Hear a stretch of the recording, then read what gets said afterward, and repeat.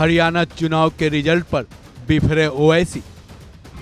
हरियाणा चुनाव में बीजेपी से कांग्रेस को मिली हार। कांग्रेस को ही ओवैसी ने क्यों और क्या क्या सुना डाला। ये हमको जो गाली देते थे लोग कि आपके खड़े रहने से सब बीजेपी का फायदा हो रहा है, मैं फिर से कह रहा हूं, हम तो थे ही नहीं वहां पर, तो कैसे जीत गई बीजेपी।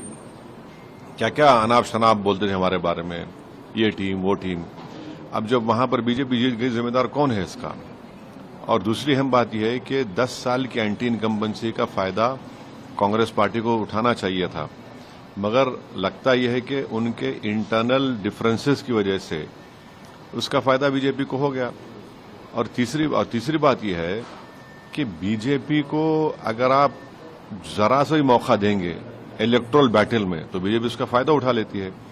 और आखिरी बात यह है कि 2024 के चुनाव के बाद भी और पार्लियामेंट में मैंने कहा था कि जो लोग इसको कह रहे हैं कि ये बड़ी नफरत पे कामयाबी हो गई, मैं उस वक्त भी कहा था कि वो बात नहीं है। तो बीजेपी की ये कामयाबी को अब जो हो रही है अभी, इसके जिम्मेदार कौन है। तो ये है असल कांग्रेस पार्टी पे निशाना नहीं, निशाना नहीं है भाई। मेन अपोजिशन तो आप ही है वहां पर, मेन अपोजिशन तो ओवैसी थोड़ी है, मेन अपोजिशन आप ही है।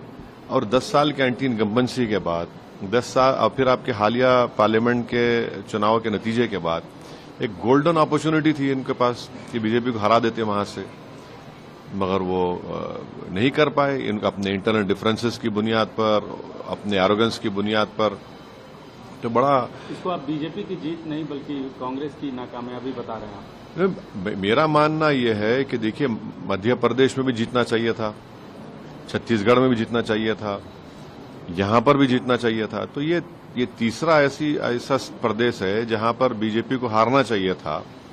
असेंबली इलेक्शन बीजेपी जीत गई, तो ये खुद एक बहुत बड़ा पैगाम देता है कि किस तरीके से क्या हो रहा है।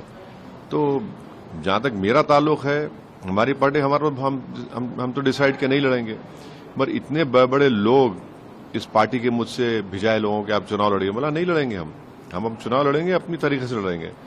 तो ये तो ठीक नहीं हुआ, बिल्कुल ठीक नहीं हुआ। और 10 साल की एंटी इनकम्बेंसी और इनएफिशिएंसी इतनी ज्यादा थी वहां पर, तब भी फायदा नहीं उठा सकी कांग्रेस पार्टी से। Many fathers defeat has none, जो कहावत है, अब कुछ भी बोले जाए। अब जाहिर है, तो अब ये ईवीएम को ब्लेम करना तो बड़ा आसान है ना, कि वही ईवीएम से आप जीत जाते हैं और फिर अगर आप हार जाते हैं तो ये गलत बात है।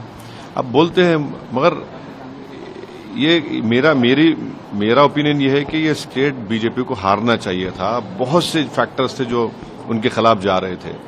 तो अगर आप यहां पर भी अगर नहीं हरा पाएंगे बीजेपी को, तो ये बड़ी तकलीफ